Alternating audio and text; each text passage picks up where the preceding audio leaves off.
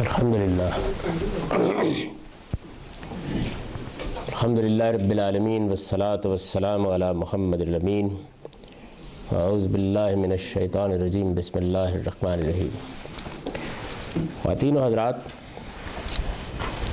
دین کا صحیح تصور کے مباحث میں ہم دین کے مقصد کا مطالعہ کر رہے تھے۔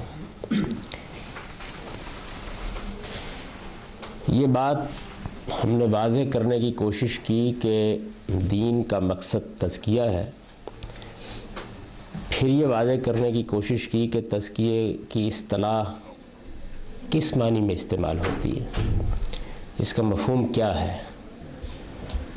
اور اس کے بعد یہ بحث شروع ہوئی کہ پورے دین کو سامنے رکھ کر دیکھا جائے وہ اس مقصد کے ساتھ کس طرح متعلق ہوتا ہے۔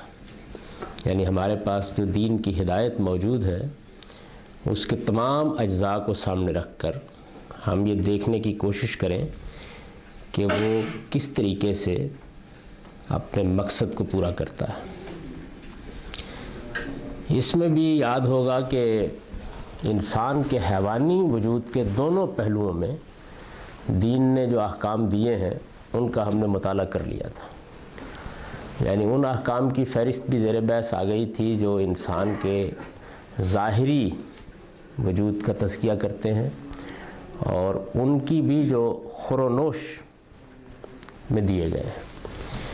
اس کے بعد انسان کا باطن زیر بحث تھا، اور اس میں بھی سب سے پہلے ہم نے اس چیز کو سمجھنے کی کوشش کی کہ خود نفس انسانی کیا ہے اور وہ کس طریقے سے اپنے امور انجام دیتا ہے۔ نفس انسانی کا جو تجزیہ میں نے پیش کیا تھا آپ کے سامنے، اس کو اب ذہن میں رکھیے، اسی سے ہم بات کو آگے بڑھا رہے ہیں۔ یہ تجزیہ میں نے عرض کیا تھا کہ اس لیے ضروری ہے کہ جس چیز کو پاک صاف کرنا مقصود ہے اس میں ظاہری جسم تو دیکھنے کی چیز ہے، آدمی اسے دکھا سکتا ہے۔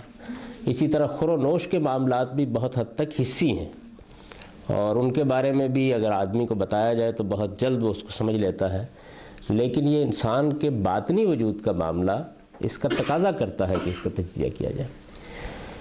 میں نے عرض کیا تھا کہ موجودہ زمانے میں جو 20ویں صدی کا بڑا فکر سامنے آیا ہے اس کو بھی یہی پیچیدگی درپیش ہے۔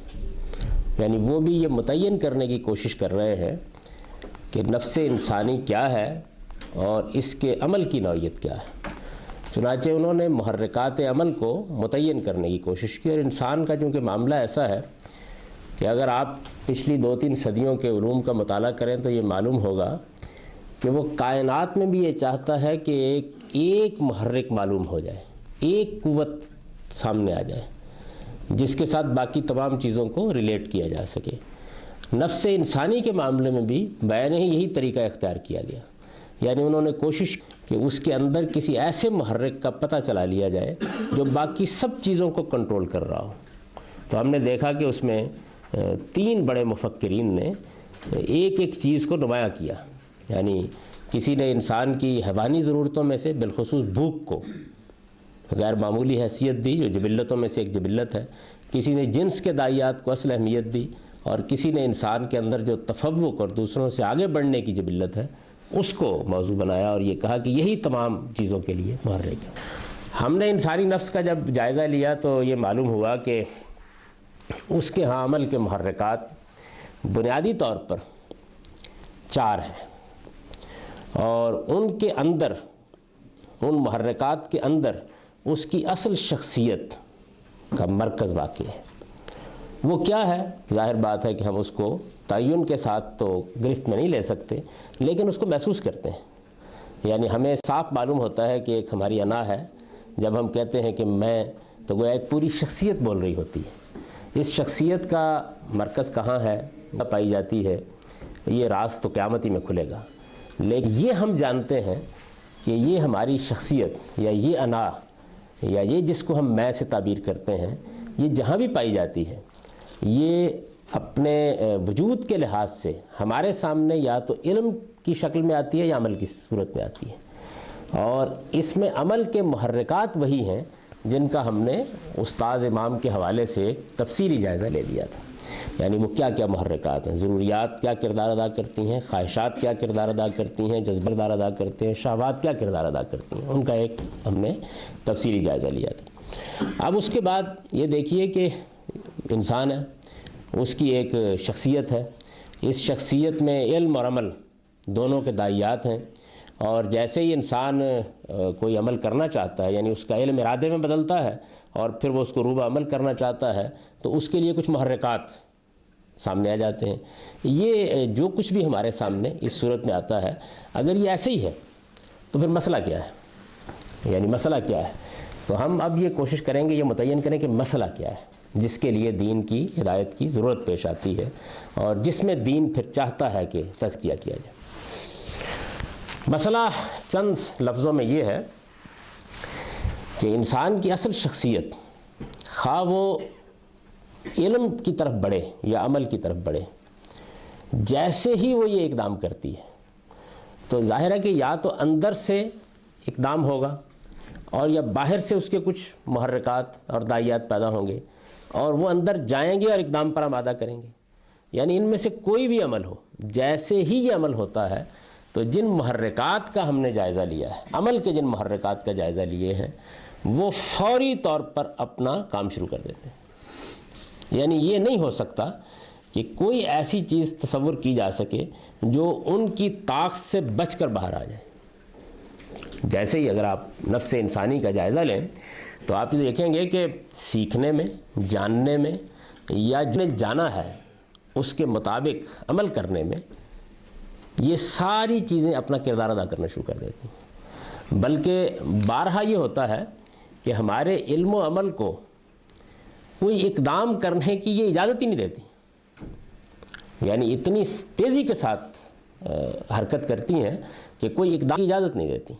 اچھا، اب آپ ذرا جائزہ لے کے دیکھیے، یعنی یہ بڑا ایک بسیط عمل ہوتا ہے، ابتدا میں مرکب ہو جاتا ہے آگے بڑھ کے، لیکن پھر بھی اس کو ذرا توڑ کر اگر آپ اس کا جائزہ لیں تو آپ یہ دیکھیں گے کہ ضرورت تقاضا کرتی ہے کہ ہم ضرورت کو پورا کرنے کے لیے کچھ جانیں۔ ایسا ہی ہوتا ہے نا، یعنی جاننے کا عمل اگر آپ دیکھیے تو اس کا محرک کیا ہوتا ہے؟ ہمیں کوئی ضرورت لاحق ہوتی ہے تو ہم کسی چیز کو پھر جاننا چاہتے ہیں، اس سے اپنی ضرورت پوری کرنا چاہتے ہیں، ایسے ہی عمل ہوگا۔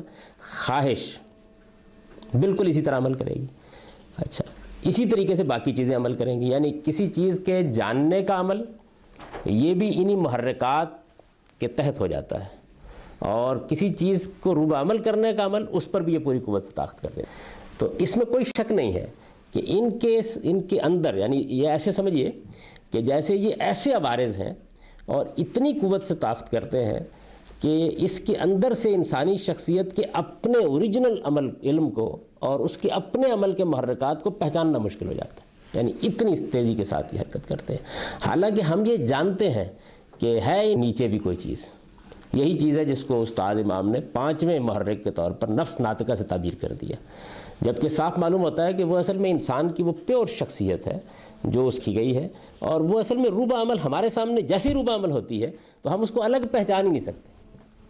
یعنی اگر کسی موقع کے اوپر مثال کے طور پر آپ اپنے کسی علم کا جائزہ لینے کی کوشش کریں اور یہ کہیں کہ میں ان تمام چیزیں الگ کر کے جانوں کہ وہ کہاں پایا جاتا ہے، تو بہت مشکل ہے اس تک پہنچنا، اگرچہ ہم محسوس کرتے ہیں کہ ہے اس بالکل پیور، بالکل خالص، بالکل صاف جگہ ہے، لیکن آپ اس کو پہچاننے میں بڑی دقت محسوس کرتے ہیں۔ اسی طرح کا معاملہ ہمارے عمل کے ساتھ بھی ہوتا ہے، یعنی عمل کے معاملے میں بھی یہ الگ کرنا کہ کس جگہ ضرورت ختم ہو گئی، خواہش نے طاقت کر دی ہے، کس جگہ جذبات اس میں شامل ہو گئے ہیں، یہ مختلف داعیات جو ہیں کہاں کہاں عمل کر رہے ہیں، یہ اتنا کمپاؤنڈ عمل ہوتا ہے، اتنا پیچیدہ عمل ہوتا ہے کہ اس کو الگ کرنا بہت مشکل ہے۔ لیکن بہرحال چند باتیں بالکل طے ہیں۔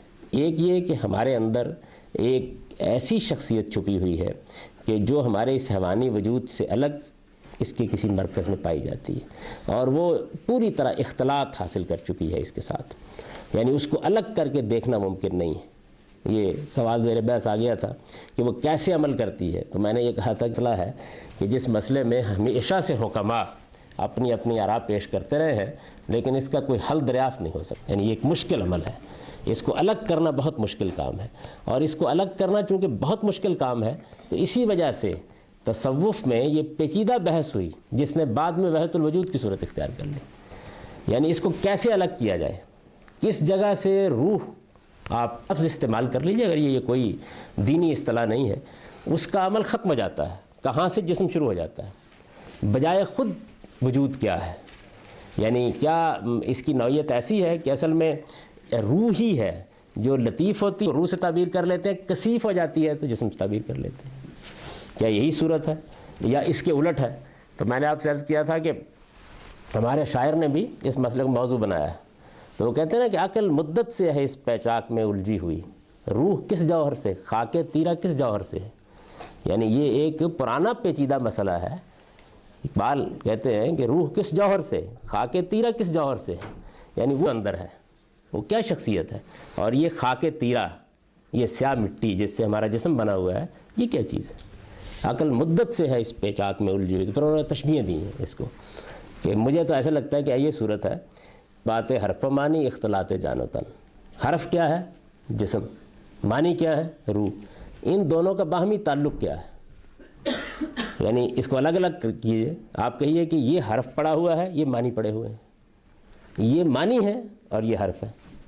اسی طرح کا معاملہ کیا ہے؟ اختلاط جان و تن، یعنی معنی اور حرف کا ربط، جان اور تن، جان اور جسم کا ربط، تو اس کو انہوں نے تشبیہ دی ہے کہ مجھے تو ایسے لگتا ہے کہ جیسے جس طرح اخگر کباب پوش اپنی خاکستر سے، یعنی اصل میں کوئلہ تھا، جلا، جلنے کے بعد ابھی اندر سوز موجود، وہ جان ہے، اور اوپر کا حصہ راکھ ہو گیا، دیکھیے وہ وہی جلا ہے، راکھ ہو کے اس نے ایک کبا کی طرح گویا اس کو ڈھانپ لیا ہے، اس طرح اخگر کباب پوش اپنی خاکستر سے۔ میں اس مسئلے کی مشکل آپ کو سمجھا رہا ہوں کہ ہمارا ایک فلسفی شاعر جب اس مشکل کو بیان کرتا ہے تو وہ اس کو اس طرح بیان کرتا ہے، تو اب آپ یہ دیکھیے کہ وہ آخر میں کیا نتیجہ نکلا، یعنی جس طرح اخگر کباب پوش اپنی خاکستر سے، یہ انہوں نے اس نقطہ نظر کو گویا اختیار کیا ہے کہ جس میں ان دونوں کو الگ الگ نہیں کیا جاتا، بلکہ یہ بالکل ایسے ہے جیسے آپ نے دیکھا ہوگا طبیعیات میں زمین کا مطالعہ کرتے ہیں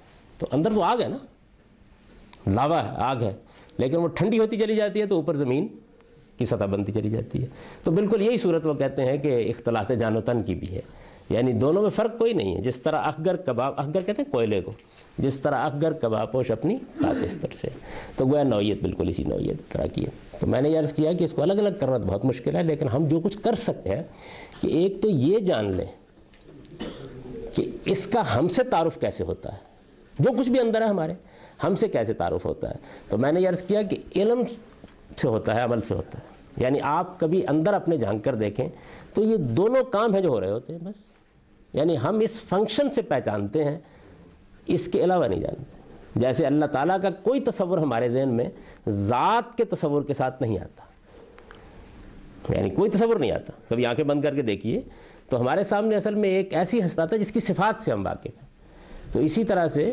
ہمارے سامنے اگرچہ ہم محسوس کرتے ہیں کہ ہمارے اندر ایک شخصیت چھپی ہوئی ہے، لیکن اس کا کوئی تصور نہیں آتا ہمارے سامنے، جو کچھ آتا ہے وہ کیا ہے، وہ اس کا علم ہے یا اس کا عمل ہے، تو علم اور عمل دونوں، ان کو ہم نے دیکھا کہ یہ جب سامنے آتے ہیں تو اس یوں سمجھ لیجئے کہ جیسے ایک بند گلی سے ان کو گزرنا ہے اور چاروں طرف سے جو انڈے ٹماٹر موجود تھے سب پھینک دیے گئے، یعنی اس کے اوپر ایک جھاڑ جھنکار پورا کا پورا آ جاتا ہے، وہ جھاڑ جھنکار جو ہے اس میں ضروریات بھی ہیں، اس میں خواہشات بھی ہیں، اس میں شہوات بھی ہیں، اس میں جذبات بھی ہیں، یہ ساری چیزیں، یہ اگر سمجھ میں آ جائے کہ یہ اس کا عمل ہے، تو میں یہ عرض کیا تھا کہ اب مسئلہ جہاں سے پیدا ہوتا ہے وہ یہ ہے کہ یہ جب اس طریقے سے یہ سب طاقت کرتے ہیں تو یہ جتنی چیزیں بھی ہیں، یعنی ضروریات، خواہشات، جذبات اور شہوات، سب اندھی بہری ہیں، ان کی آنکھیں نہیں ہیں، یعنی ان کی اپنی کوئی آنکھیں نہیں ہیں، یہ اندھی بہری بھی۔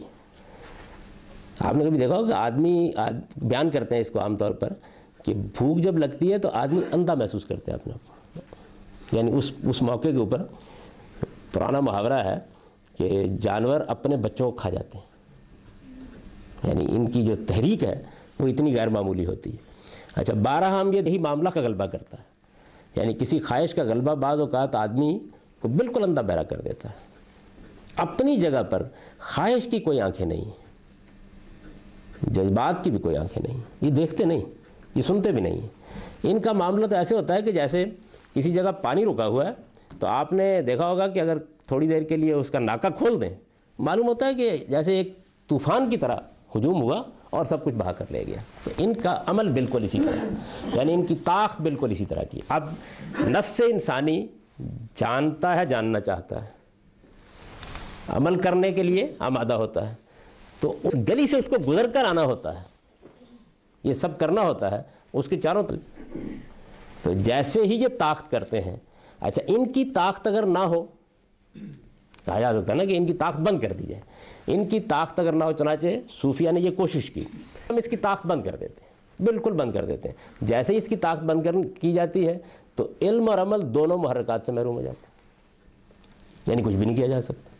پھر ایک ٹھونٹ درخت ہوگا، ایسے معلوم ہوگا جیسے کہ خشک جڑیں ہیں پڑی ہوئی ہیں، اس کے اندر کوئی آمادگی نہیں ہے، کوئی زندگی نہیں ہے، کوئی آگے بڑھنے کا جذبہ نہیں ہے، سب چیزیں ختم ہو جاتی ہیں۔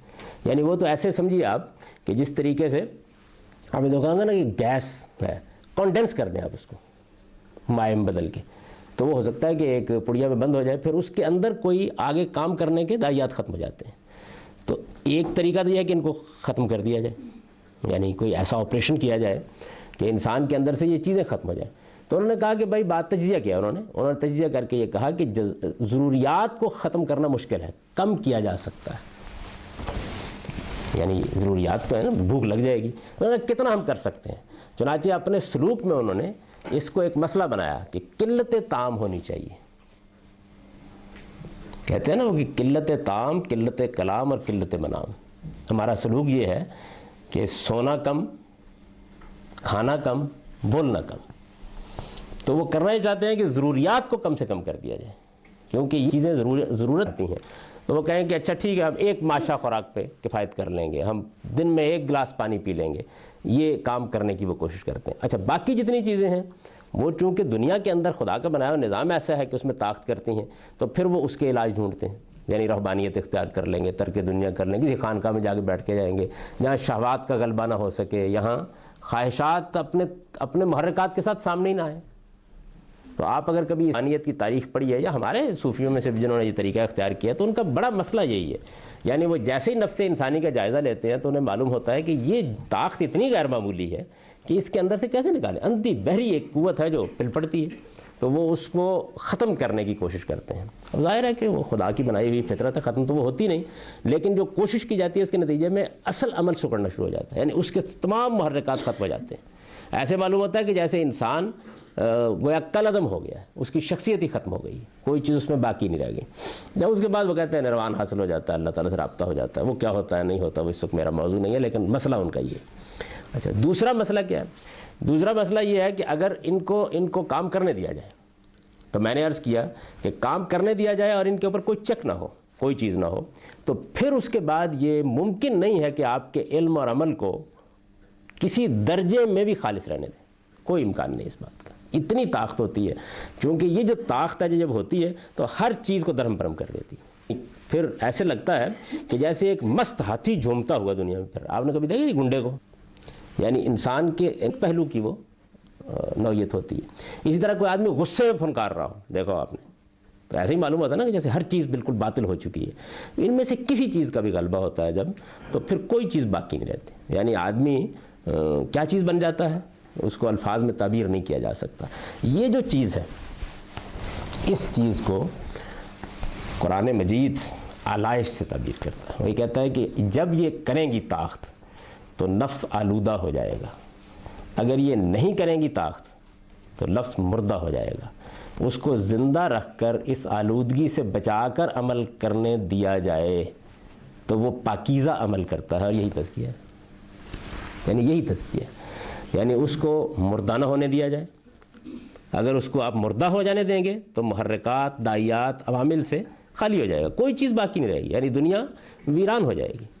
اس کے بعد اگر یہ سب چیزیں ختم ہو جائیں گی تو آرٹ ختم ہو جائے گا، تحقیق ختم ہو جائے گی، تہذیب ختم ہو جائے گی، تمدن اپنی موت آپ مر جائے گا، کچھ بھی باقی نہیں رہے گا، کوئی چیز باقی نہیں رہے گی۔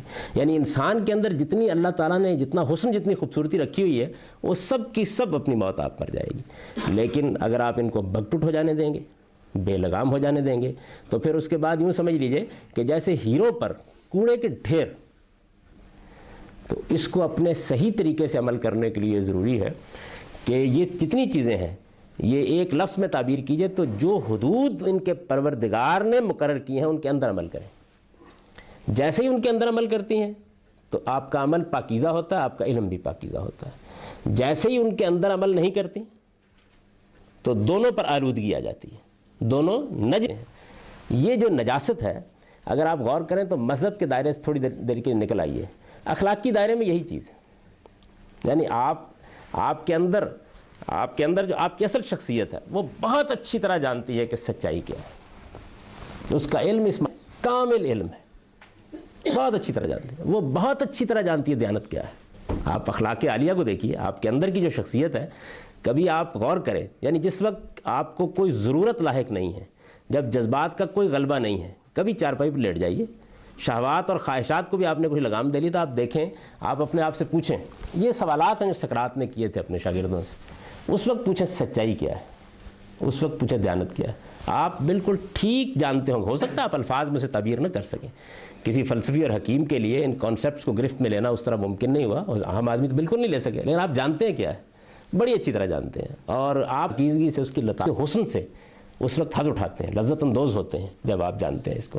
یعنی معلوم ہوتا ہے کوئی حلاوت ہے جو روح میں اتر رہی ہے جب پیور سچائی کا آپ انالائز کر رہے ہوتے ہیں۔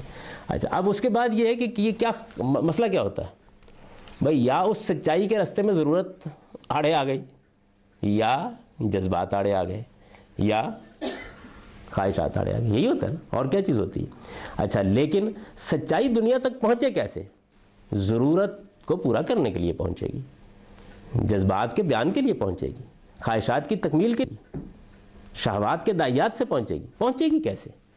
تو جب آپ اس کو پہنچانا چاہیں گے تو یہ ہجوم کر دیں گے، اور یہ چونکہ اندھے اور بہرے ہیں تو جب ہجوم کریں گے تو سچائی نہیں رہے گی، ایسے لگے کہ جیسے اس کے اوپر کئی چیزوں کی آلودگی آ گئی ہے۔ وہ آلودگی جو ہے اس کو پھر ہم نے نام دے رکھے ہوئے ہیں، وہ جھوٹ ہے، وہ چغلخوری ہے، وہ غیبت ہے، وہ بے شمار چیزیں ہیں۔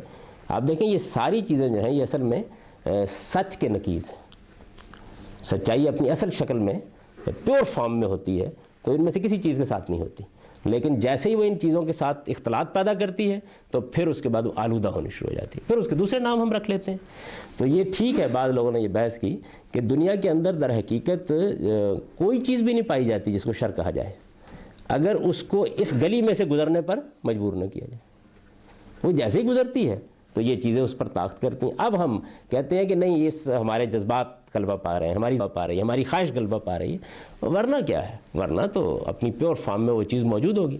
عمل کرنے کے لیے باہر لاتے ہیں تو محرکات یہی ہیں، یہ آلودہ کر دیتے ہیں۔ اس آلودگی یعنی ان کے محرک ہونے، آپ یہ سمجھیے کہ یہ ایسا ہے کہ اس گاڑی کو چلانے کے لیے تیل کی ایک مقدار چاہیے، تو وہ ٹھیک اگر جتنی چاہیے اتنی آپ دیں تو پھر ٹھیک ہے، لیکن اگر وہ زیادہ ہو گئی کسی بھی دائرے کے اندر تو پھر گاڑی جو ہے وہ ٹکرا جائے گی جا کے کہیں نہ کہیں، اور وہ روز ٹکراتی رہتی ہے۔ اصل میں یہ آلودگی جو ہے یہ اس کو وہاں لے جاتی ہے۔ تو اخلاق کے معاملے میں اگر آپ دیکھیں گے تو آپ کو معلوم ہوگا کہ تمام جتنی چیزیں ہیں وہ اصل میں برائی بنتی ہیں، اس کے نقیض وجود میں آتے ہیں جس وقت آپ کے نفس کے یہ محرکات بے لگام ہو جاتے ہیں۔ جتنے بے لگام ہوں گے اتنے وجود میں آ جائے گا۔ یہ بے لگام نہ ہوں، ان کو حدود کے اندر رکھا جا سکے، یہ حدود کے اندر رکھنا جو عمل ہے، یعنی ان کو حدود میں رکھا جائے۔ خلاصہ جو نکلا وہ یہ کہ نفس انسانی کے اندر ان داعیات کا مارنا مقصود نہیں ہے، ان کو حدود آشنا کرنا مقصود ہے۔ قرآن مجید نے اس کے لیے جو تعبیر اختیار کی ہے وہ کیا ہے؟ تقویٰ۔ تقویٰ کیا ہے؟ یعنی حدود آشنائی، یہ معلوم ہو جائے کہ میرے جذبات کو، میری خواہشات کو، میری شہوات کو کن حدود کے اندر رہنا ہے۔ چنانچہ آپ دین کے پورے نظام کا مطالعہ کریں، جو بھی اس کے احکام ہیں، تو آپ دیکھیں گے کہ اس کے اندر کسی داعیے کو ختم نہیں کیا گیا، یعنی یہ کوئی فضیلت کی چیز نہیں قرار دی گئی کہ آدمی اپنے اندر کے جنس کے داعیات ختم کر دے۔ اس کے حدود مقرر کر دیے گئے ہیں۔ نفرت کے حدود ہیں۔ ہمارے استاد نے قرآن مجید کی 2 صورتیں ہیں نا، سورہ تحریم اور سورہ طلاق، تو ان کا مرکزی مضمون متعین کیا کہ ایک میں نفرت کے حدود بتائے گئے ہیں اور ایک میں محبت کے حدود بتائے گئے ہیں۔ اصل میں داعیات حدود کیا ہے اس کے، یہ نکاح طلاق جتنی چیزیں ہیں، نکاح میں محبت کے حدود اور طلاق میں نفرت کے حدود، یعنی حدود بتانے کہ آپ کے اندر داعیت پیدا ہو گیا ہے، یعنی ان میں سے کوئی چیز جو ہے اس نے زور لگا دیا ہے، یہ کن حدود کے اندر رہے کہ جس کے نتیجے میں نفس پاکیزہ رہے، اور جگہ ہے جہاں یہ حدود کو پھلانگے گی تو پھر اس کے بعد آلودگی آ جائے گی۔ یہ علم میں بھی آتی ہے، عمل میں بھی آتی ہے۔ اب آپ مثال کے طور پر علم کی دنیا کی ایک چیز کا جائزہ لیجئے، کبھی اس کا جائزہ لیجئے کہ ذات کے اندر ایک خداوند، یہ تو ایسے لگتا ہے کہ جیسے فطرت کی آواز ہے، ہر سلیم الفطرت آدمی اس کو پہچانتا ہے، اس کے لیے دلائل کے انبار لگائے جا سکتے ہیں، یہ انسان کے اندر کی آواز ہے۔ قرآن نے اسی اندر کی آواز کو بیان کیا ہے کہ جس وقت تمہاری تخلیق ہوئی تھی تو ہم نے آدم کی پیٹھ سے نکال کے تم سے پوچھا تھا الست بربکم، یعنی قرآن نے یہ نہیں کہا کہ ہم نے تمہیں اس وقت یہ سبق پڑھایا تھا، یہ کہا ہے کہ الست، ہم نے پوچھا تھا تو تم سب نے کہا تھا کہ ہاں تو ہی ہمارا پروردگار ہے۔ اس کا مطلب یہ ہے کہ انسانی فطرت کے اندر یہ چیز موجود ہے، یعنی یہ کوئی ایسی چیز نہیں، قدرت بنائی اس طرح گئی ہے انسان کو کہ جیسے ہی اسے شعور دیا جاتا ہے، بلکہ اس کو سادہ لفظوں میں تعبیر کیجئے تو یوں ہے کہ جو کچھ بھی خدا تخلیق کرے گا اس کے اندر جیسے ہی شعور پیدا کرے، سب سے پہلے آنکھ کھولتے جس کو دیکھے گی وہ خدا ہے، اسی کو دیکھے گی۔ تو خداوند کا معاملہ تو زیر بحث نہیں، لیکن اب اس کے بعد کیا ہوتا ہے؟ اس کے بعد یہ ہے کہ انسان کی ضروریات، انسان کی خواہشات، یہ اس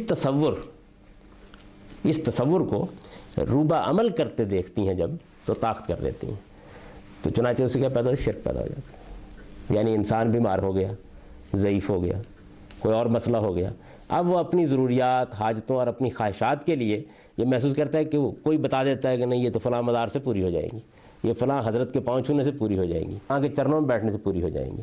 اس کے بعد کچھ الوہی تصورات اس کے ساتھ وابستہ ہونے شروع ہو جاتے ہیں، اس لیے کہ بندے کو پہلے کچھ منوانا پڑتا ہے، پھر اس سے کچھ کروانا پڑتا ہے۔ تو ایک عمل پھر کچھ اختیارات، کچھ مقامات پیدا کرنا شروع کر دیتا ہے، اس کے ساتھ پھر کچھ افسود پہ آ جاتے ہیں تو شرک۔ تو قرآن مجید نے اس کو کنڈم کیا، یعنی 2 باتیں کہیں۔ ایک بات یہ کہی کہ یہ جو کچھ بھی ہے، جو کچھ بھی شرک تم کرتے ہو، یعنی خدا کے سوا دوسروں کے لیے جو تم الوہیت مانتے ہو یا ربوبیت مانتے ہو تبھی شرک کرو گے نا، تو یہ جو کچھ تم کرتے ہو یہ کیا ہے؟ یہ افتراء علی اللہ ہے، تمہارے پاس اس کے لیے کوئی دلیل نہیں ہے، یہ خدا پر جھوٹ باندھتے ہو تم۔ اس کی وجہ یہ ہے کہ فطرت میں تو کوئی دلیل ہے نہیں۔ اب ایک ہی صورت ہو سکتی تھی کہ جس فاطر فطرت کو تم پہچانتے ہو وہ کہہ دیتا کہ میں نے فلاں کو یہ اختیار دیا ہے، اس نے کہا نہیں، تم کر رہے ہو کہ اللہ ہے، یعنی ایک سادہ استدلال سے اس بات کو دیا۔ اس کے بعد کہا کہ جب تم یہ کر رہے ہوتے تو تم کیا ہو جاتے ہو؟ نجس۔ انما المشرکون نجس، یہ پلید ہے، یعنی یہ ایک نجاست ہے جو تم نے اپنے ساتھ لگا لی ہے۔ تم اگر بالکل صحیح جگہ پر کھڑے ہو، پیور ہو، خالص ہو، تو توحید پر ہوگے۔ جیسے ہی ان چیزوں کو وابستہ کرتے تو ایک نجاست اپنے ساتھ وابستہ کرے۔ وہ علم کی نجاست کو انالائز کر کے بتایا کہ وہ کیسے لگتی ہے، یہی معاملہ عمل میں ہوتا ہے۔ تو اب علم کو نجاست سے پاک رکھا جائے اور عمل کو بھی نجاست سے پاک رکھا جائے۔ یاد رکھیے نجاست کے نام ہم نے رہے، یعنی چونکہ لگتی رہتی ہے تو اس لیے ہم نے علم میں بھی نجاست، تعصب علم کی نجاست ہے، نجاست کا ایک نام ہے تعصب، لیکن اصل میں نجاست لگتی کیسے ہے؟ جس پہلو سے بھی جائزہ لیں گے کہ علم اور عمل کو نجاست ہمیشہ لگتی ہے یا ضروریات کے ہجوم میں گھر کر، یا خواہشات سے مغلوب ہو کر، یا جذبات سے کر، یا شہوات میں پڑ کر، لگ ہی نہیں سکتی۔ یعنی کسی بھی آپ کسی علمی مقدمے کا جائزہ، کسی عملی مقدمے کا جائزہ لیں یہ دیکھیں گے اس آلودگی سے اس کو پاک رکھنا۔ یہ یاد رکھیے یہ چیزیں یعنی سراپا آلودگی نہیں ہے جس کی میں نفی کر رہا ہوں، نہیں، جیسے ہی حدود میں آتی ہیں تو پاکیزہ ہو جاتی ہیں، یعنی چونکہ ان کو عمل اور علم کے محرکات کی حیثیت سے کام کرنا ہے تو حدود میں آ جاتی ہیں۔ ان کو حدود میں لانے کا نام کیا ہے؟ تقویٰ۔ اور جب یہ تقویٰ اختیار جاتا ہے اس کے نتیجے میں کیا ہوتا ہے؟ تزکیہ۔ یعنی آپ تقویٰ اختیار کرتے ہیں، اس کا نتیجہ کیا ہے؟ تزکیہ۔ اس لیے قرآن مجید جب کبھی ساری بات ایک لفظ میں بیان کرنا چاہتا تو کہتا ہے تقویٰ اختیار کرو۔ ایک لفظ اس نے اختیار کیا نا، جگہ جگہ آپ دیکھیں ایسے لگتا ہے جیسے کی ورڈ ہے قرآن مجید میں، یعنی ہر جگہ کے اوپر انسانی علم اور انسانی عمل کے بارے میں ایک ہی لفظ استعمال کرتا ہے وہ تقویٰ۔ مطلب کیا ہے؟ حدود پہچانو اور حدود کے اندر رہنے کی کوشش کرو۔ جیسے ہی آدمی ان حدود کے اندر آتا ہے، پاکیزگی اس کا نتیجہ ہے، تزکیہ نتیجہ ہے، اس کے نتیجے میں آدمی کو پاکیزگی حاصل ہوتی ہے۔ اب اس کے بعد یہ بات اگر واضح ہو گئی ہے تو دین کے جتنے احکام بھی اس باب میں آپ کو ملیں گے ان کو میں نے عنوانات کے تحت تقسیم کر لیا اور ہم اس کتاب میں ان کو پڑھیں گے۔ یعنی آپ اس کے بعد ایک ایک کو لے لیجیے، معاشرت کے احکام لے لیجیے، معیشت کے احکام لے لیجیے، سیاست کے احکام لے لیجیے، یعنی زندگی کے جتنے شعبے ہیں ان سب کے بارے میں اللہ تعالیٰ نے کچھ نہ کچھ ہدایت دی ہے ہم کو۔ ان تمام چیزوں کو لے لیجیے۔ اسی طرح جنگ جدال، جرم و سزا کے معاملات، لوگوں تک دین پہنچانے اور تبلیغ کے اندر آدمی کو کن چیزوں کو پیش نظر رکھنا ہے۔ غرض یہ کہ جتنے عنوانات آپ آگے دیکھیں گے شریعت کے باب میں، عبادات کے علاوہ، عبادات کے سوا جتنے عنوانات آپ دیکھیں گے وہ سب کیا کر رہے ہیں، یعنی ان میں کچھ نہیں ہے، اللہ تعالیٰ نے حدود بتائے۔ اچھا، ایمانیات اور اخلاقیات یہ آپ کو علم دیتی ہیں، علم کی پاکیزگی کے حدود آپ کو بتاتی ہیں۔ ایمانیات میں آپ کو بتایا جاتا ہے ایک ہے، تو اس کا مطلب یہ ہے کہ تمام آلودگیوں سے پاک کر کے خدا کو مانا جائے۔ اچھا پھر دیکھیں اس میں بڑے عمدہ الفاظ قرآن نے اختیار کیے، حمد اور تسبیح، آپ جانتے ہیں نا بڑی اہمیت ہے اس کی۔ میں یہ ایمانیات پہ اس پہ بڑی تفصیلی بحث کروں گا انشاءاللہ العزیز۔ یعنی اللہ تعالیٰ کی جب معرفت ہم کو حاصل تو ہمارے ہاں اس کا اظہار جو ہوتا ہے وہ حمد اور تسبیح میں ہوتا ہے۔ اگر آپ غور کریں تو کیا چیز ہے، یعنی ایک چیز ایک منفی چیز ہے اور ایک مثبت چیز ہے۔ تسبیح کا مطلب ہے خدا کو ان آلودگیوں سے پاک قرار دینا جو انسان کا ذہن اس سے وابستہ کر دیتا ہے، اور حمد کیا ہے، ان اوصاف سے متصف قرار دینا جو حقیقت میں اس پروردگار میں ہونے چاہیے۔ تو گویا یوں سمجھ لیجئے کہ خدا کے کانسیپٹ کو پیوریفائی کریں، تو یہ عمل کیا ہے، حمد اور تسبیح۔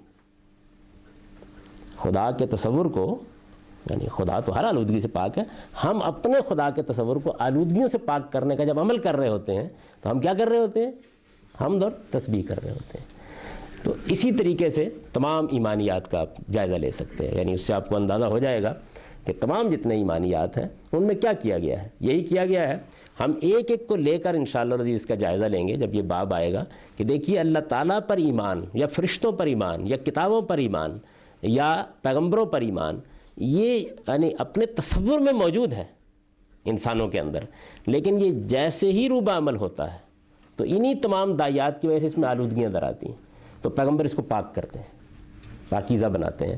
اور جب ان کی ہدایت کے مطابق آدمی ایمانیات کو ٹھیک سمجھ لیتا ہے، اس کا شعور حاصل کر لیتا ہے، تو گویا اس کا علم پاکیزہ ہونا شروع ہو جاتا ہے۔ پھر اس کے بعد دوسری بڑی چیز اخلاقی حدود، یعنی ان کا، جیسے میں نے عرض کیا نا، سچائی میرے اندر موجود ہے لیکن بالکل ٹھیک دیا جائے، بتا دیا جائے تاکہ آلودگیوں سے پاک ہو جائے۔ پھر اس کے بعد علم جب عمل کی صورت اختیار کرتا ہے تو عمل کی صورت اختیار کیا تھا تو اسے حدود بتائے جاتے ہیں، یعنی قرآن نے بلکہ یہ لفظ ہی اختیار کر لیا، تلک حدود اللہ، یہ اللہ کے بتائے ہوئے حدود ہیں، تو وہ حدود بتائے جاتے ہیں، اس سے ضابطے وجود میں آ جاتے ہیں۔ دیکھو تم اتنا بڑھ سکتے ہو، اتنا نہیں بڑھ سکتے، اتنا جا سکتے ہو، اتنا نہیں جا سکتے۔ گویا بتایا گیا ہے کہ یہ چیزیں جو ہیں ان کا لحاظ رکھ کے اپنے علم اور عمل کو بڑھنے دو آگے۔ تو وہ جو حدود ہیں وہی شریعت ہے، ان حدود کا نام شریعت رکھ دیا۔ وہ حدود کچھ نہیں ہے، وہ شریعت وہی ہے۔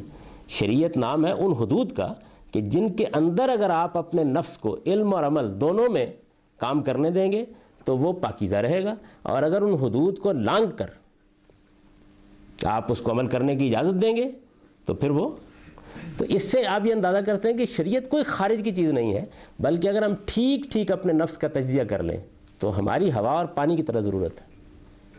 ٹھیک ٹھیک جائزہ لے لیں نا، ہم تجزیہ کر کے دیکھ لیں کہ ہمیں آگے بڑھنے کے لیے، یعنی ہمیں پاکیزگی کا شعور ہو جائے، آلودگی کا بھی شعور ہو جائے، اس کا ہم فلسفیانہ سطح پر جائزہ لے کے صحیح معرفت حاصل کر لیں، تو اس کے بعد شریعت کی نوعیت ایسی ہو جائے گی کہ جیسے ایک بچہ پانی کے لیے بیتاب ہوتا ہے، ہم بیتاب ہوں گے یہ پتہ چل جائے کہ آلودگی سے کیسے بچا جا سکتا ہے۔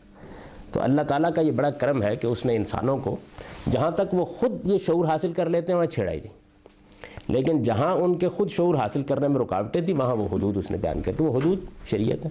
میں نے عرض کیا کہ وہ معاشرت میں بھی ہے، معیشت میں بھی ہے، حدود تعزیرات میں بھی ہے، دعوت و تبلیغ میں بھی ہے، جنگ و جدال میں بھی ہے۔ ان تمام چیزوں کے بارے میں چند بنیادی باتیں بیان کر دی گئی ہیں تاکہ آلودگی ان کے اندر نہ آنے پائے، اور وہ اس کو صاف کرتی ہیں۔ اچھا، میں یہ عرض کیا تھا کہ اس میں عبادات شامل نہیں ہیں۔ اب سوال پیدا ہوتا ہے کہ یہ کہاں سے آتی ہیں، یعنی دین کے اس مقصد کے ساتھ یہ کہاں سے ریلیٹ ہوتی ہیں۔ یہ جو حدود آشنائی ہے، یعنی ہم کو حدود کے رہنا ہے اور اندر کا جو ہمارا وجود ہے اس کی پاکی عمل رہنا ہے، اس کے لیے ضروری ہے کہ ہم متنبع رہیں۔ یہ تنبع انسان کو حاصل ہی نہیں ہو سکتا جب تک کہ خدا کے ساتھ اس کا تعلق بالکل ٹھیک نہ ہو جائے۔ یعنی اس کے لیے اصل میں اللہ تعالیٰ کی معرفت اور اس کا شعور، اس معرفت کا شعور، یہی چیز ہے جو باعث بنتی ہے پاکیزگی کے تصور کے رسوخ کا، پاکیزگی حاصل کرنے کے جذبے کا، اور اس کے لیے حدود آشنائی کا۔ یہی چیز بنتی ہے۔ اگر اس کو درمیان میں سے نکال دیجئے تو کچھ بھی باقی نہیں رہتا، یعنی پھر اس کے بعد آلودگی ہے، بلکہ ہو سکتا ہے کہ آلودگی میں لذت آنے لگ جائے آدمی کو۔ تو اللہ تعالیٰ کے ساتھ تعلق ہی ہے در حقیقت جو ہمیں زندہ اور بیدار رکھتا ہے۔ اللہ تعالیٰ کے ساتھ ہمارے تعلق کی یعنی یہ ضروری ہے، یعنی تعلق تو فطرت میں شامل ہے، لیکن ہم چونکہ غفلت شعار ہے، ہمارے اوپر پردہ پڑ جاتا ہے، اور یہی محرکات اللہ تعالیٰ کے ساتھ ہمارے تعلق کو بھی زندہ نہیں رہنے دیتے، تو اس وجہ سے اس کی یاد دہانی کی ذات کچھ نہیں ہے مگر یہ کہ اس تعلق کی یاد دہانی، یعنی وہ اصل میں یہ کردار ادا کرتی ہیں۔ اب اگر آپ ترتیب قائم کریں تو یہ بن جاتی ہے کہ عبادات اس تعلق کی یاد دہانی کرتی ہیں۔ تعلق جیسے ہی ٹھیک جگہ پر استوار ہو تو اس کے نتیجے میں آدمی کے اندر نصب العین اور مقصد دونوں کا شعور پیدا ہو جاتا ہے۔ اس کو یہ بھی پتہ چلتا ہے کہ میں اندر سے کیا ہوں، پھر وہ اپنے پروردگار سے دست بدعا ہوتا ہے کہ مجھے وہ حدود معلوم ہو جائیں جن کے اندر میں اپنے آپ کو پاکیزہ رکھ سکوں۔ وہ دین ہے، وہ دے دیا جاتا ہے جب پیار کرتا ہے اس شعور کے ساتھ، تو اس کو اس کے نتیجے میں پاکیزگی حاصل ہوتی ہے۔ اس پاکیزگی کا صلہ جنت ہے، یعنی یہ گویا پورا مقدمہ ہے۔ اس مقدمے کو سامنے رکھ کر اب آپ جب بھی ہم تفصیل سے پڑھیں گے تو آپ یہ دیکھیں کہ وہ کیسے خدا کی یاد دہانی کراتی ہے۔ اس میں سے جو سب سے بڑی عبادت ہے، اس لیے کہ وہ ہماری روزمرہ زندگی میں داخل ہے، یعنی روزے سال میں ایک بار رکھتے ہیں، حج زندگی میں ایک بار کرتے ہیں، حج و عمرہ، لیکن جو عبادت ہمارے روزمرہ میں داخل کرتے ہیں وہ نماز ہے۔ تو اس وجہ سے خاص طور مجید نے اس کے بارے میں یہ کہتے ہیں کہ میں صلاۃ الذکری، میری یاد دہانی کو کے لیے نماز کا اہتمام کروں۔ تو اصل میں یہ تمام عبادات جو ہیں وہ اللہ تعالیٰ کے ساتھ یاد دہانی کراتی ہیں۔ تو اللہ تعالیٰ کے ساتھ ہمارے تعلق کی اساسات کیا ہیں، اسی عبادت کس طرح اس کی یاد دہانی کراتی ہے، یہ عبادات کے زیر عنوان انشاءاللہ مزید زیر بحث آئے گا۔ لیکن فی الحال جو چیز ہم کو سمجھنی تھی وہ یہ تھی کہ دین کا مقصد قرآن مجید میں جو بیان ہوا ہے وہ ہے اپنے آپ کو پاکیزہ بنانا۔ اس کا صلہ کیا ہے؟ خدا کی جنت۔ اس لیے کہ اللہ تعالیٰ نے اس دنیا کو بنایا ہی اس لیے ہے کہ یہاں اپنی جنت کے لیے، یعنی اس دنیا کے لیے جو اس نے اصلاً بنا رکھی ہوئی ہے، اس کے لیے انسانوں کا انتخاب کرے۔ انتخاب کا کرائٹیرین کیا ہے، معیار کیا ہے؟ وہ ہے کون کتنا پاکیزہ ہے۔ تو اس کا مطلب یہ ہوا کہ اس دنیا کے اندر ہمارا سب سے بڑا مسئلہ یہ ہے کہ ہم یہ جانیں کہ پاکیزگی کیسے حاصل ہو۔ اللہ تعالیٰ نے اس کی ہدایت ہماری فطرت کے اندر ودیت کر رکھی ہے۔ بہت سے معاملات میں ہم کو کسی ہدایت کی ضرورت نہیں ہے۔ جہاں غلطی کا امکان تھا وہاں علم کے معنیات و اخلاقیات کی تصحیح کر دی، یعنی ماننے کی چیزیں کیا ہیں، اخلاقی حدود کیا ہے، اور عمل کے لیے وہ حدود و قیود بتا دیے جن کو ہم شریعت سے تعبیر کرتے ہیں۔ یہ در حقیقت تزکیے کا نسخہ ہے، یعنی اس طرح سے آپ اس کو حاصل کرتے ہیں، اور یہ نسخہ کامل ہے، اس کے لیے کسی خارج کی چیز کی ضرورت نہیں ہے۔ معرفت حاصل کرنی ہو تو خدا کی کتاب موجود ہے، اور اس معرفت کو زندہ رکھنا ہو تو عبادات کا پورا نظام موجود ہے، اور اگر یہ زندگی حاصل ہو جائے اور پھر آدمی کو انتخاب کرنا ہو کہ اب مجھے اپنے علم اور عمل کو کیسے پاکیزہ بنانا ہے، تو پورا نسخہ شریعت کا آپ کے پاس موجود ہے، لکھا ہوا۔ وہ آپ کو بتا دے گا کہ اس نسخے کو آپ اس کی بتائی ہوئی ترکیب کے لحاظ سے استعمال کیجئے، اس کے نتیجے میں آپ کو پاکیزگی حاصل ہو جائے گی۔ اب آپ فرمائیں گے کہ یہ سب تو ٹھیک ہے لیکن کرنے کو جی نہیں چاہتا، تو بھائی میرے پاس اس کا کوئی علاج نہیں، اس کا علاج صرف صوفیوں کے پاس ہے، اور وہ جب یہ کراتے ہیں تو سب کچھ غائب ہو جاتا ہے، صرف بات رہ جاتی ہے باقی۔ دین میں جو طریقہ بتایا گیا ہے وہ یہ ہے کہ آپ اپنے آپ کو زندہ اور بیدار کیجئے، پروردگار کے ساتھ اپنے تعلق کو یاد دہانی کے مقام پر لائیے عبادات کے ذریعے سے، اور اس کی کتاب سے اس کی صحیح معرفت حاصل کیجئے۔ دین کا پورا نسخہ آپ کے پاس رہنا چاہیے، جب موقع آئے اس کو استعمال کریں، بس بر وقت استعمال کریں، جتنی دوا صبح لینی ہے صبح لیں، جتنی دوپہر لینی ہے دوپہر کو لیں، جتنی شام کو لینی ہے شام کو لیں، بر وقت استعمال کریں، نہیں تو بالکل 100% ٹھیک نکلے گا، بشرطے کہ آپ اس کو استعمال کرتے رہیں۔ لیکن اگر آپ استعمال نہیں کریں گے تو پھر ایسا کوئی طبیب اب تک پیدا نہیں ہوا کہ جو آپ کے خواب میں آ کے آپ کو بیدار کرے اور یہ کہے کہ ذرا اٹھیے راہ کرم دوا لے لیجیے، یعنی اس کا کوئی علاج نہیں۔ تو یہ دین کے مقصد کے ساتھ دین کا ریلیشن اور تعلق ہے جس کو میں نے بیان کیا۔ اس عبارت کو پھر پڑھ لیجئے۔ اس دین کا جو مقصد قرآن میں بیان ہوا ہے وہ قرآن کی اصطلاح میں تزکیہ ہے۔ اس کے معنی یہ ہے کہ انسان کی انفرادی اور اجتماعی زندگی کو علائشوں سے پاک کر کے اس کے فکر و عمل کو صحیح سمت میں نشو و نما دی جائے۔ قرآن مجید میں یہ بات جگہ جگہ بیان ہوئی ہے کہ انسان کا نصب العین بہشت بری اور راضیت و مرضیہ کی بادشاہی ہے، اور فوز و فلاح کے اس مقام تک پہنچنے کی ضمانت انہی لوگوں کے لیے ہے جو اس دنیا میں اپنا تزکیہ کر لیں۔ قد افلح من تزکیٰ وذکر اسم ربہ فصلی بل تؤثرون الحیاۃ الدنیا والآخرۃ خیر وابقیٰ۔ اس وقت البتہ کامیاب ہوا وہ جس نے اپنا تزکیہ کیا اور اپنے پروردگار کا نام یاد، نماز پڑھی۔ یہ دیکھیے طریقہ ہی بتا دیا گیا، خاص ذکر یہاں آیا ہے اس کا۔ آپ نے دیکھا ہے کہ اس آیت کے اندر یعنی باقی دین کا ذکر نہیں ہے، صرف خدا کے نام کی یاد دہانی اور نماز کا ذکر ہے، اس لیے کہ اس تعلق کے بغیر اگلا قدم ہی نہیں اٹھ سکتا۔ جیسے ہی آدمی یہ کرے گا تو باقی خود بخود ٹھیک ہو جائے گا، بلکہ تم دنیا کی زندگی کو ترجیح دیتے ہو، درا حال ہے کہ آخرت اس کے مقابلے میں بہتر بھی ہے اور پائیدار بھی۔ یہ قرآن کا مسئلہ ہے، قرآن پڑھیں گے تو میں عرض کروں گا۔ دیکھیے یہاں کتنی خوبی کے ساتھ قرآن مجید نے اس چیز کو اٹھا لیا ہے جو اصل باعث بنتی ہے، باقی چھوڑ دیا ہے ساری چیزوں کو۔ لہٰذا دین میں غایت اور مقصود کی حیثیت تزکیہ ہی کو حاصل ہے۔ اللہ کے نبی اسی مقصد کے لیے مبعوث ہوئے، یعنی انبیاء علیہ السلام کے پیش نظر نہ کوئی حکومت قائم کرنا تھا، نہ ان کے پیش نظر کوئی انقلاب لانا تھا، نہ ان کے پیش نظر اس نوعیت کے کوئی دوسرے کام کرنا تھا۔ یہ ضمنی چیزیں ہیں، سب کی سب دنیا میں ہوتی رہتی ہیں۔ ان کا اصل ٹارگٹ یہ تھا کہ انسان کو خدا کی جنت کے لیے انتخاب کا طریقہ بتا دیں، یعنی ان سے بڑا کوئی محسن نہیں۔ معاملہ آگے پیش آنے والا ہے، یہ بتاتے ہیں کہ وہاں کامیابی حاصل کرنے کے لیے آپ کو کرنا کیا ہے۔ انہوں نے کہا تزکیہ کیسے کرنا ہے، اس کا نسخہ یہ ہے، بس یہ ان کا کام ہے، وہ یہی کام کرنے کے لیے آتے ہیں۔ اللہ کے نبی اسی مقصد کے لیے مبعوث ہوئے اور سارا دین اسی مقصود کو پانے اور اسی غایت تک پہنچنے میں انسان کی رہنمائی کے لیے نازل ہوا ہے۔ ارشاد فرمایا ہے هو الذی بعث فی الامین رسولا منہم یتلو علیہم آیاتہ ویزکیہم ویعلمہم الکتاب والحکمہ۔ وہی ذات ہے جس نے ان امیوں میں ایک رسول انہی میں سے اٹھایا ہے جو ان پر اس کی آیتیں تلاوت کرتا ہے اور ان کا تزکیہ کرتا ہے، اور کیسے کرتا ہے، اور اس کے لیے انہیں شریعت اور حکمت کی تعلیم دیتا ہے، یعنی یہ کرتا ہے۔ پیغمبر بس یہی کام کرنے کے لیے آتے ہیں۔ یہ تو تزکیہ کی بحث ہوئی۔ وقت کتنا باقی؟ 10 منٹ۔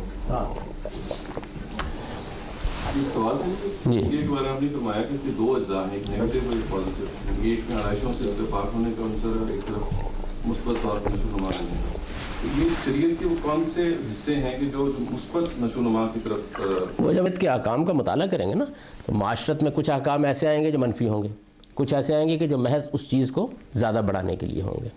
اسی طرح کا معاملہ جو ہے وہ سیاست میں ہوگا، اسی طرح کا معاملہ باقی تمام امور میں۔ عبادات کے بارے میں کئی کہا کہ جو تمام تر مثبت دائرے کی طرف ڈائریکٹڈ بھی بات، وہ تو اصل میں یاد دہانی کرتی ہیں۔ ان کا اصل مقام جو ہے وہ یہ ہے، جب وہ یاد دہانی کرتی ہیں اس کی، تو اگر تو اس یاد دہانی کو آپ حاصل کر لیں تو گویا آپ بالکل پیور ہو جاتے ہیں، پھر اس کے بعد وہ بڑھتی چلی۔ یہی وجہ کہ آپ انبیاء علیہم دیکھیں گے کہ ان کے ہاں جو چیز زیادہ غلبہ پاتی چلی جاتی ہے، پھر یعنی ایک تو انہوں نے جتنی یاد دہانی کی انسان کو ناگزیر ضرورت ہے اس کو فرائض میں بیان کر دی، یعنی اتنی نماز ضرور پڑھو تاکہ یاد دہانی حاصل رہے۔ لیکن وہ جب ضرورت زیادہ محسوس کرتے ہیں تو کیا کرتے ہیں، نوافل پڑھتے ہیں، نفل روزے رکھتے ہیں، یعنی انہی عبادات ہی میں وہ یہ چاہتے ہیں کہ اس میں کچھ اضافہ کر کے اور بہتر کر لیا جائے۔ تو یہ اصل میں یاد دہانی کا ذریعہ بنتی ہیں۔ اس کے بعد وہ عمل خود بخود شروع ہو جاتا ہے، جو مثبت اور منفی عمل ہے، اور وہ ہر دائرے میں الگ الگ ہے، یعنی صرف عبادات ہی میں نہیں ہوتا، ہر دائرے میں الگ الگ ہے۔ عبادات کچھ نہیں کرتی، یاد دہانی کرتی ہیں، خدا کے تعلق کی یاد دہانی کرتی ہیں۔ اصل میں خدا کا تعلق جیسے ہی اندر سے اٹھ کر نمایاں ہو جاتا ہے تو آپ کو پرے پرواز لگ جاتے ہیں آگے جانے کے لیے، یعنی یہ نتیجہ ہے اس کا۔ اللہ کا تعلق ہے جو آدمی کو نشو و نما دیتا ہے، جو اس کی پاکیزگی کو آگے بڑھاتا ہے۔ عبادات اس کا ذریعہ ہے، اس تعلق کی یاد دہانی کا ذریعہ ہے، خود وہ کوئی کام نہیں کرتی سوائے یاد دہانی۔ وہ یاد کرا دیا، یاد آ گیا، کس کو یاد کرا دیا؟ خدا کو یاد کرا دیا۔ جب خدا یاد ہو گیا تو اب آپ کا تعلق یہ دیکھیے نا، یک بیک آپ کو ماں یاد دلا دی جائے تو یاد دلانے کا عمل ایک الگ چیز ہے، یاد آنے کے بعد ماں کی محبت اپنا کام خود کرنا شروع کر دیتی ہے۔ ہمارا کام یاد دلاتا ہے، عبادات یاد دہانی کا ذریعہ۔ اس میں اگر پھر اس کا مطلب تو یہ ہوا کہ اگر جو لازم اور فرض عبادات ہیں اگر وہ یاد دہانی کرا دیں تو نفل عبادت کی ضرورت نہیں ہوتی۔ یہ بات یہ ہے کہ جس وقت آپ یاد دہانی حاصل کرنا چاہتے ہیں، اسی لیے حاصل کرنا چاہتے ہیں نا کہ اس کے نتیجے میں آپ زیادہ سے زیادہ اپنے خدا سے اپنے تعلق کو مضبوط کریں، تو یہ کیسے معلوم ہو کہ فرض عبادت نے یاد دہانی پوری کرا دی ہے؟ اس میں یہ ہوتا ہے نا کہ آدمی وقت الائیو ہوتا ہے کہ ٹھیک ہے جی میرا اپنے اللہ کے ساتھ، تو جو الائیو ہو عام طور پہ وہ الائیو ہی رہتا ہے، لیکن ایسا ہے نہیں۔ آپ انسانی نفس کا تجزیہ کریں تو آپ کو یہ معلوم ہوگا کہ اس کو اس کے علاوہ بھی بڑی ضرورت ہوتی ہے، بہت ضرورت ہوتی ہے۔ انبیاء علیہ السلام نے اسی وجہ سے یہ کہا کہ یہ کیسے ہو سکتا ہے کہ ہم اس پہ اکتفا کر لیں، لیکن یہ ہم بڑی تفصیل سے زیر بحث لائیں گے عبادات میں انشاءاللہ۔ تو اصل میں عبادات کی جگہ یہ ہے کہ وہ اللہ کے تعلق کی یاد دہانی ہے۔ اللہ کا تعلق جیسے ہی، یاد دہانی کا مطلب یہ ہے کہ ایک چیز آپ کے اندر جس کو نمایاں کر دیا جائے گا، پھر آپ اس تعلق میں جیتے ہیں۔ اس تعلق میں کیسے جیتا ہے انسان، اصل میں یہ ہے چیز جس کو حاصل کرنا مقصود ہے، جس کو ہمارے اس دور کے ایک عارف نے کہا نا کہ ایک ربانی انسان بن جائے آدمی۔ تو وہ ربانی انسان بنتا کیسے ہے؟ وہ خدا کے تعلق کے استحضار سے بنتا ہے، اور خدا کے تعلق کا استحضار کرانا دین کا کام ہے، یعنی عبادت یہ کر دے گی، اس کے بعد باقی کام اس تعلق، یعنی وہ کیا چیز ہے؟ عام طور پر دیکھیے یہ سوال یہاں سے پیدا ہو رہا ہے کہ جیسے خدا کے تعلق کی یاد دہانی کرانے کے بعد آپ کو بتانا تھا پتہ یہ ہے، تو چلا گیا کوئی، بھئی کوئی چیز ہوگی نا جو یاد آ جائے گی، وہ چیز جیسے ہی یاد آ جائے گی تو پھر وہ آپ کی پاکیزگی کو پرے پرواز لگا دے گی، یعنی پھر آدمی اس یاد اس تعلق میں جیتا ہے، وہ تعلق پھر وہ احاطہ کر لیتا ہے اس کے وجود کا، پھر وہ نوبت بھی آ جاتی ہے کہ اب ہونے لگی ان سے خلوت میں ملاقاتیں، لیکن یہ صوفیوں والی نہیں ہوتی۔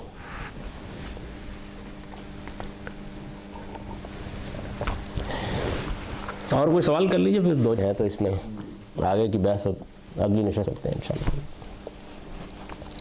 اس سے یہ اندازہ، یعنی جس چیز کو بیان کرنا مقصود تھا وہ یہ تھا کہ تزکیہ جو ہے یہ دین کا مقصد ہے، اور دین سے تزکیہ ہوتا ہے، یعنی دین پر عمل سے تزکیہ ہوتا ہے۔ اس کے لیے کہیں باہر جانے کی ضرورت نہیں، کسی جگہ بھی جانے کی ضرورت نہیں۔ جس کو اس معاملے میں انسان کی مدد کرنی ہے وہ صرف ایک ہی مدد ہے جو ہم جیسے ناقص یا اچھے برے معلمین کر سکتے ہیں، وہ یہ ہے کہ آپ کو اس نسخے سے متعارف کرا دیں بس، یعنی معالج خدا ہے، نسخہ اس کا ترتیب دیا ہوا ہے، ہمیں صرف ایک خدمت کرنی ہوتی ہے کہ اس سے متعارف کرا دیں۔ تصوف کا سب سے بڑا جرم یہ ہے کہ اس نے نسخہ بھی اپنا ترتیب دیا اور معالج بھی باہر کر دی، یعنی اس کے جرائم میں سب یہی ہے۔ تزکیہ دین کا مقصد ہے، دین کو جیسے ہی آپ پورا اختیار کر لیتے ہیں پورا تزکیہ ہو جاتا ہے۔ اس کے جاننے والوں کا کوئی اس کے سوا فنکشن نہیں، کوئی ان کا کام نہیں ہے کہ وہ آپ کو اس نسخے سے متعارف کرا دیں، یعنی ہم کچھ بھی نہیں کرتے۔ اس وقت میں بھی جو خدمت انجام دے رہا ہوں اس کے سوا کچھ نہیں ہے کہ آپ کو بتا دیا جائے کہ وہ کیا نسخہ ہے، آپ کو اس نسخے کو کیسے استعمال کرنا۔ تو اسی وجہ سے رسول اللہ صلی اللہ علیہ وسلم نے اپنے بارے میں یہ فرمایا، آپ نے یہ نہیں فرمایا کی ہوں بوشت معلمہ، میں ایک معلم بنا کر بھیجا گیا ہوں، میرا کام یہ۔ یہاں بھی دیکھیے جو الفاظ استعمال ہوئے، یعلمہم الکتاب والحکمہ، اس کا نتیجہ کیا نکلے گا؟ تزکیہ۔ تو انبیاء علیہ السلام ہیں تزکیہ کرتے ہیں، کیسے کرتے ہیں؟ اللہ کی شریعت بتا کر، اللہ کی حکمت بتا کر۔ اللہ کی شریعت وہ حدود ہیں جو آپ کے عمل کو پاکیزہ رکھتے ہیں، حکمت وہ تعلیم اور وہ ہدایت ہے جو آپ کے علم کو پاکیزہ کرتی ہے۔ یہی دونوں چیزوں کا پاکیزہ ہونا یہ مقصود ہے، اور اس معاملے میں دین کامل ہے، یعنی کسی اور چیز کی ضرورت نہیں ہے۔ آپ کو اس نسخے کو بہت اچھی طرح جان لینا چاہیے، اور اس نسخے کو پانے کے لیے ضرورت ہوتی ہے یاد دہانی کی، اس کے لیے بھی عبادات کا نظام قائم کر دیا گیا۔